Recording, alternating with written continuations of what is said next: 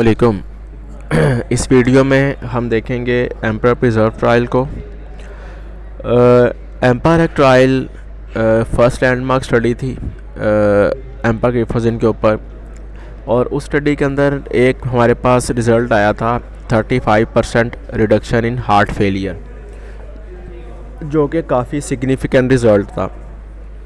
और इसी को देखने के लिए फिर दो ट्रायल और किए गए, एम्पर प्रिजर्व्ड और emperor reduce trial. Emperor reduce trial किया गया ऐसे पेशेंट में जिनमें हार्ट फेलियर था विद रिड्यूस रिजेक्शन फ्रैक्शन, और एम्पर प्रिजर्व किया गया ऐसे पेशेंट में जिनमें हार्ट फेलियर था विद प्रिजर्व्ड रिजेक्शन फ्रैक्शन। तो चलिए देखते हैं एम्पर प्रिजर्व ट्रायल और जानते हैं कि इसके क्या रिज़ल्ट्स थे। एम्पर प्रिजर्व ट्रायल, जैसा कि मैंने पहले बताया, ये एम्पर ग्लिफोजिन के कार्डियोवैस्कुलर और रीनल इफ़ेक्ट्स को देखने के लिए किया गया ऐसे पेशेंट में जिनमें हार्ट फेलियर था विद प्रिजर्व रिजेक्शन फ्रैक्शन। और स्टडी की अगर बात करें तो एम्पर प्रिजर्व ट्रायल अगस्त 27, 2021 को पब्लिश हुआ new England journal of medicine में, और ये एक बड़ी स्टडी थी जिसकी ड्यूरेशन 37 मंथ्स थी। ड्यूरेशन की बात करें तो ये मार्च 27, 2017 से लेकर अप्रैल 13, 2020 तक कंडक्ट किया गया। ये एक रैंडोमाइज्ड प्लेसिबो कंट्रोल ट्रायल था। रैंडोमाइज्ड मतलब इस स्टडी के अंदर जितने पेशेंट्स लिए गए उनको रैंडमली डिफरेंट ग्रुप्स में डिवाइड किया गया और फिर उन ग्रुप्स को प्लेसिबो के अगेंस्ट टेस्ट किया गया। अगर पेशेंट नंबर की बात करें तो इस स्टडी के अंदर 5,988 लोगों को लिया गया।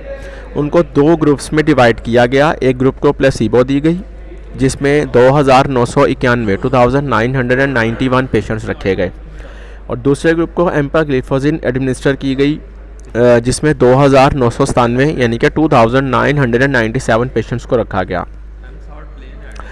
इंक्लूजन क्राइटेरिया, तब एक क्राइटेरिया सेट किया गया। जो पेशेंट इस क्राइटेरिया के मुताबिक पूरे उतरे उन्हीं को ही स्टडी के अंदर इनरोल किया गया।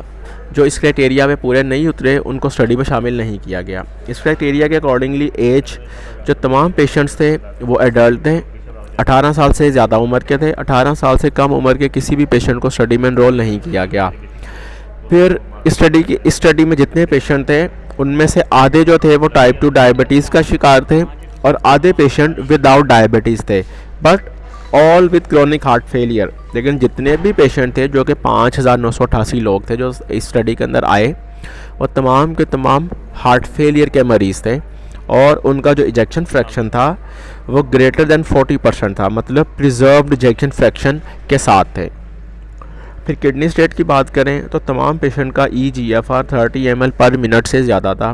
किसी भी ऐसे बंदे को स्टडी में एनरोल नहीं किया गया जिसका EGFR 30 ml पर मिनट से कम हो। इसी तरह NT-proBNP एक हार्मोन है जो कि हार्ट मसल्स ब्लड के अंदर सक्रीट करते हैं, और इसके जो लेवल हैं इनसे हमें हार्ट फेलियर की सिवियरिटी का पता चलता है। तो इसके जो लेवल थे वो ग्रेटर दैन 300 पिकोग्राम पर ml, यानी कि जो तमाम के तमाम पेशेंट सेलेक्ट किए गए उनमें जो NT-proBNP के लेवल थे वो 300 पिकोग्राम पर ml से ज़्यादा थे। ऐसे पेशेंट को स्टडी में नहीं लिया गया जिनके NT-proBNP के लेवल 300 पिकोग्राम पर ml से कम हो। और इसी तरह ऐसे पेशेंट जिनको हार्ट फेलियर के साथ साथ एट्रियल फिब्रिलेशन भी था, तो उन पेशेंट में NT-proBNP के लेवल, ऐसे पेशेंट को सिलेक्ट किया गया जिनमें लेवल 900 पिकोग्राम पर ml से ज़्यादा थे। अच्छा, अगर हम स्टडी के आउटकम्स की बात करें, मतलब वो ऑब्जेक्टिव्स, वो एंड पॉइंट्स जिनको स्टडी करने के लिए ये ट्रायल किया जा रहा था, तो आउटकम्स में जो हमारे पास प्राइमरी आउटकम था, जो प्राइम ऑब्जेक्टिव था स्टडी को करने का, वो ये देखना था कि कार्डियोवैस्कुलर डेथ और या हॉस्पिटलाइजेशन फॉर हार्ट फेलियर से होने वाली जो हॉस्पिटलाइजेशन है इनमें कितनी कमी आती है।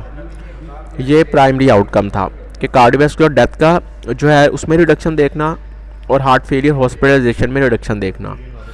और सेकेंडरी जो आउटकम था उसमें दो थे हमारे पास, एक फर्स्ट सेकेंडरी, उसमें यह देखना था कि recurrent hospitalisation for heart failure, मतलब हार्ट फेलियर से बार बार जो हॉस्पिटल जाना पड़ता है पेशेंट को, उसमें कितनी कमी आती है। दूसरे अल्फाज में अगर बयान करें तो पेशेंट कितना स्टेबल रहता है उन एम्पाग्लिफोजिन ट्रीटमेंट कि उसे बार बार हॉस्पिटल जाने की ज़रूरत पेश ना आए। और जो सेकेंडरी था वो था डिक्लाइन इन EGFR कि with the passage of time जो हार्ट फेलियर के पेशेंट या जो डायबिटिक पेशेंट है इनमें जो किडनी डैमेज आ रहा होता है उससे कितनी प्रोटेक्शन करती है एम्पाग्लिफोजिन, तो उसका जो डिक्लाइन है उसमें कितनी कमी आती है ये देखना हमारा सेकेंडरी आउटकम था। अच्छा, करेक्टरिस्टिक की बात करें मतलब बेसिकली क्योंकि हमने देखा कि स्टडी के अंदर जो इंक्लूजन क्राइटेरिया था उसमें आधे पेशेंट डायबिटीज़ के साथ थे और आधे विदाउट डायबिटिक थे, और फिर तमाम के तमाम पेशेंट जो थे वो हार्ट फेलियर के साथ थे। तो करेक्टरिस्टिक के हिसाब से मतलब डायबिटीज़ के हिसाब से और हार्ट फेलियर के हिसाब से प्लेसीबो और एम्पाग्लिफोजिन में कितने कितने पेशेंट्स को रखा गया।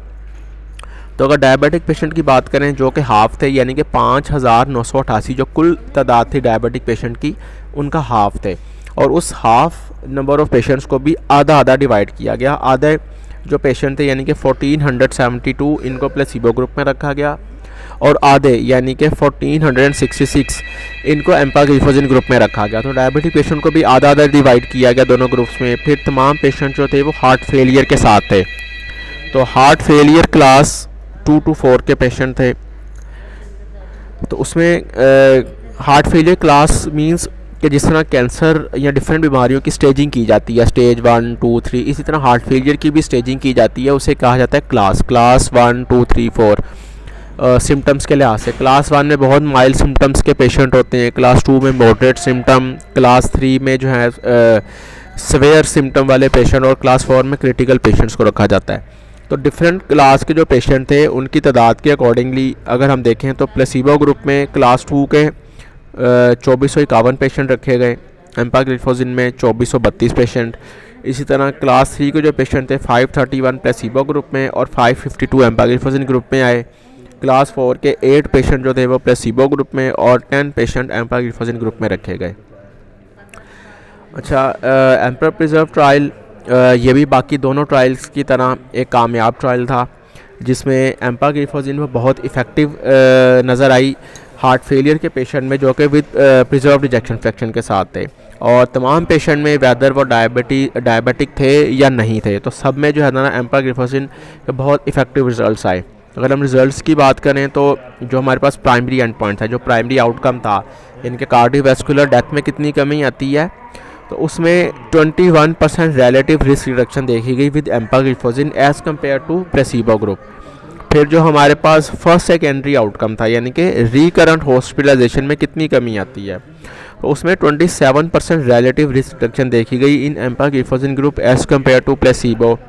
फिर जो सेकेंडरी आउटकम था मतलब कि जो EGFR का डिक्लाइन है वो कितना यानी कि कम होता है, तो उसमें भी एम्पाग्लिफोजिन में लेस डिक्लाइन देखा गया। रिजल्ट्स में 1.25 ml पर मिनट पर ईयर यानी कि सालाना 1.25 ml EGFR डिक्लाइन हुआ एम्पाग्लिफोजिन ग्रुप में, और 2.62 ml पर मिनट पर ईयरली डिक्लाइन हुआ EGFR में प्लेसीबो ग्रुप में। तो रिलेटिवली एम्पाग्लिफोजिन से EGFR का डिक्लाइन भी कम हुआ। ये रिज़ल्ट्स हैं एम्परर प्रिजर्व ट्रायल के जो कि बहुत सिग्निफिकेंट थे, और इसी ट्रायल के बाद FDA की तरफ से अप्रूवल मिला एम्पाग्लिफोजिन को in the treatment of heart failure with preserved ejection fraction. ये भी एक लैंडमार्क स्टडी थी। That was all about emperor preserve trial. Thank you.